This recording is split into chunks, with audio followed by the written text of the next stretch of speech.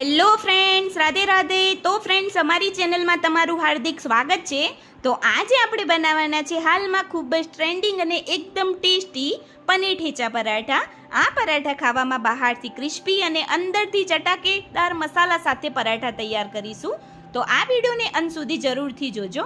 અને આ વિડીયો જોતાં પહેલાં અમારી ચેનલ સબસ્ક્રાઈબ ન કરી હોય તો પ્લીઝ પહેલાં સબસ્ક્રાઈબ કરી લો. અને હા, બેલ આઇકન જરૂરથી દબાવજો, તો તમને આવી નવી નવી રેસીપી ઇઝીલી જોવા મળી જશે. તો ચલો હવે જલ્દીથી રેસીપી સ્ટાર્ટ કરીએ. સૌપ્રથમ આપણે ઠેચા તૈયાર કરીએ. એના માટે એક તવી લઈ લઈએ. હવે તવીની અંદર 1 ચમચા જેવું તેલ એડ કરીશું. હવે તેલ ગરમ થઈ જાય પછી 11 થી 12 કળી જેવું લસણ એડ કરીએ. હવે 10 થી 12 નંગ જેવા લીલા મરચાં એડ કરીશું. હવે 1 ચમચી આખા ધાણા એડ કરીએ. 1 ચમચી જીરું એડ કરીએ. હવે નાની વાટકી ભરીને શેકેલી સિંગ એડ કરીએ. શેકેલી સિંગની જગ્યાએ તમે કાચી સિંગનો પણ ઉપયોગ કરી શકો છો. હવે બધી જ વસ્તુને આપણે સરસ રીતે મિક્સ કરી લઈએ અને એકદમ સોફ્ટ થાય ત્યાં સુધી આપણે આ બધી જ વસ્તુને શેકાવા દેવાનું છે. હવે આ બધી જ વસ્તુ સોફ્ટ થઈ ગઈ છે અને પ્રોપર શેકાઈ ગઈ છે. હવે ગેસ ઉપરથી ઉતારીને એક પ્લેટમાં કાઢી લઈએ અને પ્રોપર બધી જ વસ્તુ ઠંડી કરી લીધી છે. હવે આપણે એક ખરણી લઈ લઈશું. ખરણીની અંદર જે મસાલા શેક્યા છે એને એડ કરી લઈએ. હવે ઉપરથી 1 વાટકી જેવી લીલા કોથમીર એડ કરીએ. હવે સ્વાદના એકોર્ડિંગ મીઠું એડ કરીશું.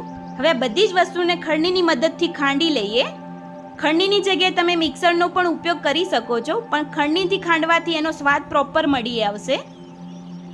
હવે જે આપણા પ્રોપર ઠેચા છે તૈયાર થઈ ગયા છે. હવે આપણે એક બાઉલ લઈ લઈએ. બાઉલની અંદર જે તૈયાર થયેલા ઠેચા છે એને કાઢી લઈશું. અને આ ઠેચા ખાવામાં ખૂબ જ સ્વાદિષ્ટ લાગે છે. હવે મેં 100 ગ્રામ જેવું પનીર લીધું છે. હવે પનીરને ખમણીની મદદથી સરસ રીતે ખમણી લઈએ. આવી રીતે મેં 100 ગ્રામ પનીર પ્રોપર ખમણી લીધું છે. હવે ઉપરથી લીલા કોથમીર એડ કરીએ અને આ બધી જ વસ્તુને આપણે સરસ રીતે મિક્સ કરી લઈશું અને એક સ્ટફિંગ તૈયાર કરીશું પરાઠા માટેનું. હવે બધી જ વસ્તુ સરસ મિક્સ થઈ ગઈ છે અને જે આપણું પરાઠાનું સ્ટફિંગ છે એ પ્રોપર રીતે તૈયાર થઈ ગયું છે. હવે આ સ્ટફિંગને આપણે સાઈડમાં મૂકી દઈએ. હવે મેં 15 થી 20 મિનિટ પહેલાં મેં રોટલીનો લોટ બાંધ્યો હતો અને સેટ થવા માટે મૂકી દીધો હતો. હવે આ લોટને થોડી વાર માટે આપણે મસળી લઈશું. હવે જે લોટ છે પ્રોપર મસળી લીધો છે. હવે આપણે પતલી રોટલી વણાય એવો લોયો તૈયાર કરવાનો છે. આવી રીતે મેં લોયો પણ તૈયાર કરી લીધો છે. હવે આપણે પાટલી વેલણ લઈ લઈએ અને જે રોટલીનો લોયો તૈયાર કર્યો છે એને આપણે અટામણમાં આવી રીતે લપેટીને આપણે સરસ એક પતલી રોટલી તૈયાર કરવાની છે. આવી રીતે વેલણની મદદથી આપણે એક સરસ પતલી રોટલી તૈયાર કરી લઈએ.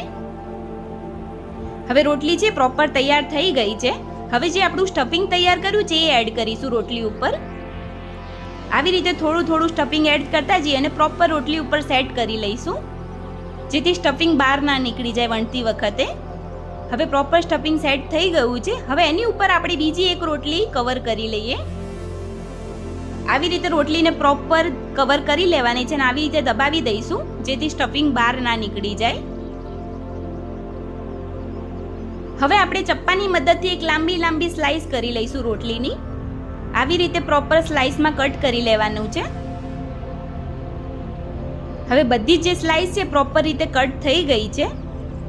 હવે જે સ્લાઇસ છે એને આવી રીતે રોલ કરતા જઈશું અને રોલની ઉપર રોલ મૂકતા જઈશું અને રોલ વાળતા જવાનું છે. આવી રીતે ફિટ રોલ વાળવાનો છે જેથી પ્રોપર અંદરથી સ્ટફિંગ નીકળી ના જાય, એનું ખાસ ધ્યાન રાખીશું.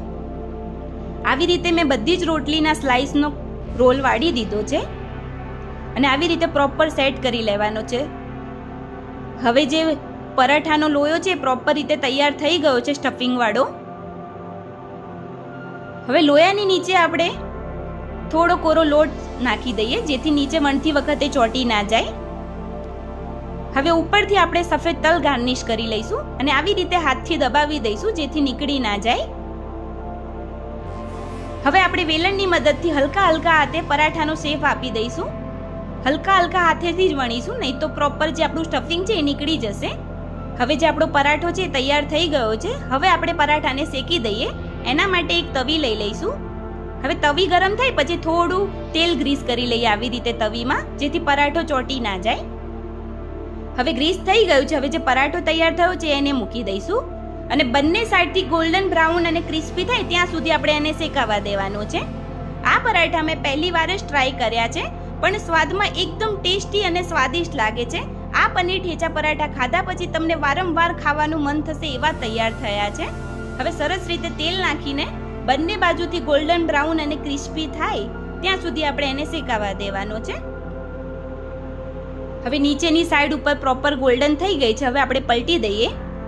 હવે જે આપણો પરાઠો છે પ્રોપર તૈયાર થઈ ગયો છે. હવે આપણે એને ઉતારી લઈશું. હવે આપણે એક પ્લેટ લઈ લઈએ. હવે તૈયાર છે ગરમા ગરમ પનીર ઠેચા પરાઠા. આ પરાઠાને મેં બુંદીના રાયતા સાથે સર્વ કર્યા છે. હવે બુંદીનું રાયતું સર્વ કરીશું. તમે પણ આ પરાઠાને અથાણા અથવા તો ચા સાથે પણ ખાઈ શકો છો. આ પરાઠા ખાવામાં ખૂબ જ સ્વાદિષ્ટ લાગે છે, તો તમે પણ આ રેસીપી ટ્રાય કરજો. ખૂબ જ મજા આવી જશે. તૈયાર છે અને એકદમ આપણા પરાઠા ખૂબ જ ઓછા સમયમાં તૈયાર થયા છે, જે ખાવામાં ખૂબ જ સ્વાદિષ્ટ બને છે. તો મિત્રો તૈયાર છે એકદમ ક્રિસ્પી અને અંદરથી ચટાકેદાર મસાલા સાથે પનીર ઠેચા પરાઠા. તો તમને આ પરાઠાનો વિડીયો કેવો લાગ્યો એ કમેન્ટ જરૂરથી કરજો અને વિડીયોને લાઈક કરજો, શેર કરજો અને હા, અમારી ચેનલ સબસ્ક્રાઇબ કરવાનું ના ભૂલતા. હવે ફરી મળીશું આવી નવી રેસીપી ટિપ્સ સાથે. રાધે રાધે.